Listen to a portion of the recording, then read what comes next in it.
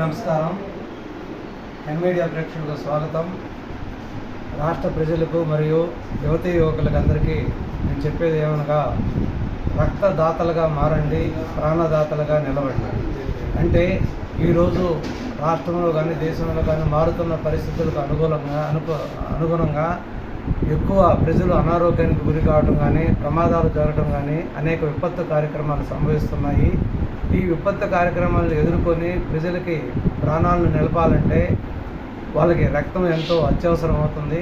కాబట్టి అందరికీ కూడా రక్తం అందుబాటులో ఉండాలి. కాబట్టి రక్తం అందుబాటులో ఉండటానికి రెడ్ క్రాస్ లాంటి స్వచ్ఛంద సంస్థలు అనేక జిల్లాలలో కేంద్రాలను ఏర్పరిచి, అనేక ప్రాంతాల్లో కేంద్రాలను ఏర్పరిచి రక్తాన్ని సేకరిస్తూ ప్రజలకి సర్వీస్ చేస్తుంది. కాబట్టి ప్రజలకి ప్రాణదాతగా, ప్రాణవాయువుగా నిలుస్తుంది. కాబట్టి మనందరం కూడా ఎక్కడైతే రెడ్ క్రాస్ వాళ్ళు ఉంటారో వాళ్ళ దగ్గరికి కానీ, వాళ్ళ క్యాంపుకి కానీ స్వచ్ఛందంగా పోయి, లేదా ఏవైనా స్వచ్ఛంద సంస్థలు క్యాంపులు చేస్తున్నా కూడా అక్కడికి వెళ్ళి స్వచ్ఛందంగా రక్తదానం చేయవలసిందిగా మీ అందరికీ నేను తెలియజేస్తున్నాను.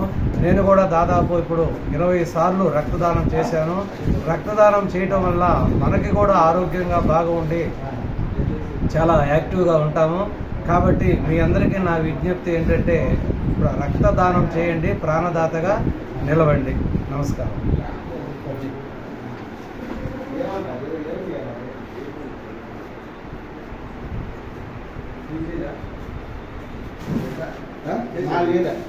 నేను ఇప్పుడు ఆరు గొడవస్తే నాకేం చేయలేదు.